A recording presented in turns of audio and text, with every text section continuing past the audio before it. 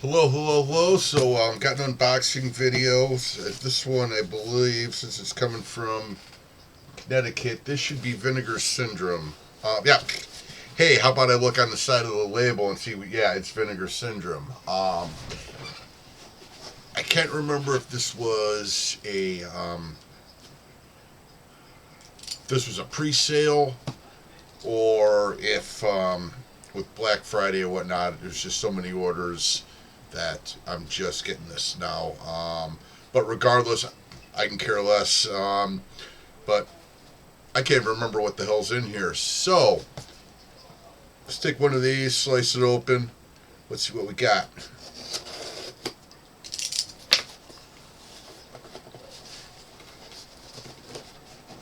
Okay. They always do a great job of packing. Alright, so I've got, those look like two titles. Let's see. Doris Wishman, Daylight Years. And this gives us titles, I'll turn it over in a second. Nude on the Moon, Blaze Star Goes Nudist, Hideout in the Sun, Gentlemen Prefer Nature Girls, Diary of a Nudist, and The Prince and Nature Girl. So what these are, when the whole thing with nudity in movies started with the what you call it, the exploitation, up into the roughies. Well, first it was something they called nudie cuties. If there was nudity in a film, and the film came from a foreign market, that was acceptable in American theaters. Would play an art house. Great example of that. God Created a Woman, Bridget Bardot. You know, teenage boys are flocking to see Bridget Bardot's bare ass.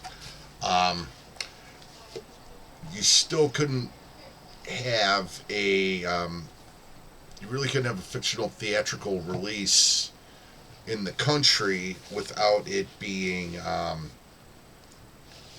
if it was going to be nudity, it had to be something like a documentary. So what you saw were a lot of nudist camp movies.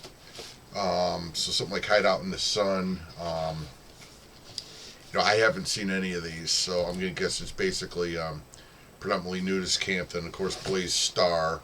I'm wondering how they got around censors on that. And so there are three of these in the Doris Wishman collection. There's the Daylight, I think Twilight, and then Moonlight Years.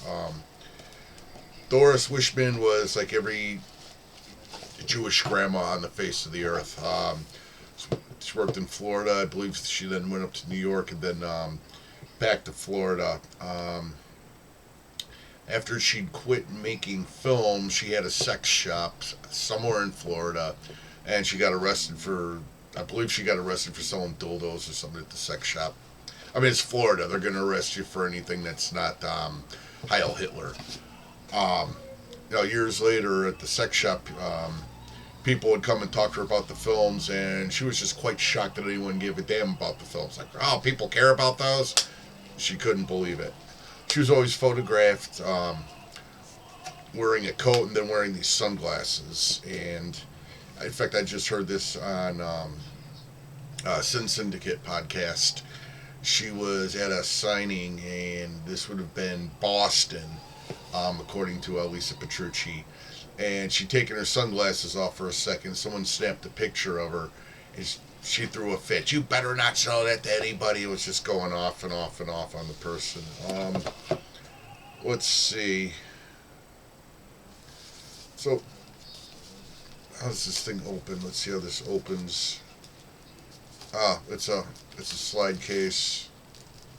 So we've got this for the box set cover. Here's our slipcase showing nature. And they would shoot this Corral Castle, Homestead, Florida, apparently. And this is American Genre Film Archive has released this. Well, they're distributing Something Weird Videos, the ones who's got the rights on this stuff. see if we got anything interesting. It's so fun. I just finished listening to that podcast. Um, yeah, in fact, Lisa Petrucci does an interview with Doris Wishman on one of these. Um, Doris Wishman interview from 1974. We have Doris Wishman's biographer, Michael Bowen, doing a commentary on Hideout in the Sun.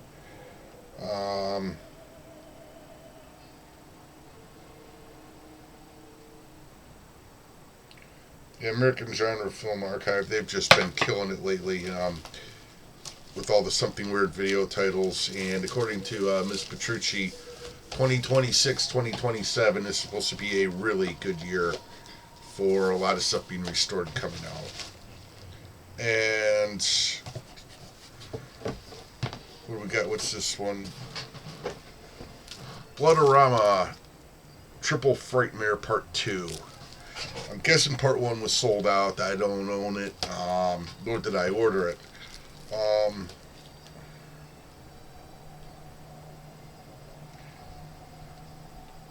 Let's see. We have The Love Goddess of Blood Island, aka Six She's and a He. Follow That Skirt, also known as Mondo Weirdo. The Undertaker and His Pals. Oh, with commentary by Patton Oswalt. That'll be great. He's a big fan of stuff like this. He was on the, what else was he doing? Mystery Science Theater 3000 relaunch on Netflix. He was on that as TV's son of TV's Frank. So I'm curious.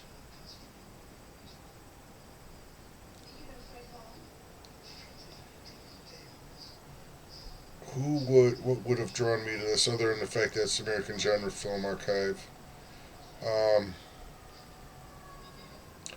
I'll have to look into that further. I'm not sure who directed any of these. Let's Google, find out. Let's see. So these are probably tied together by a director.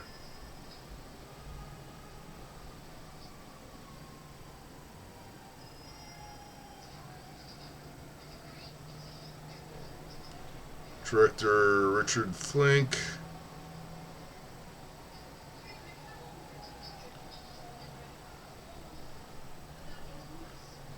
How about the second one? Let's see. Follow That Skirt.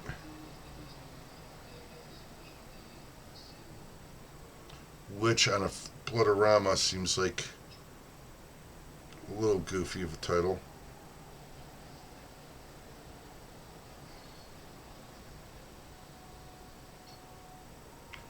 So in Richard Beaumont, let's see who the producer is on this. Maybe there's a tie-in with the producers.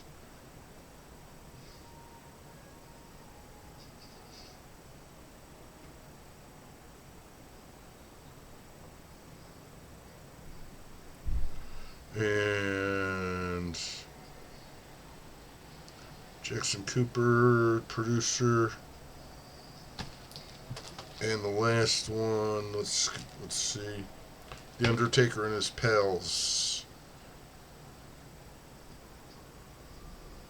That is the only title that I'm even remotely familiar, so this probably just looked really entertaining.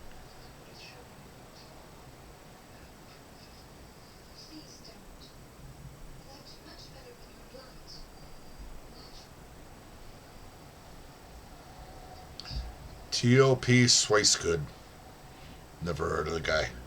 But anyway, so I've got some more watching to do once Christmas rolls around. But I think I've got some more stuff coming up. I think I've got a Severance, so we'll see what happens then. Until then, peace out, everyone.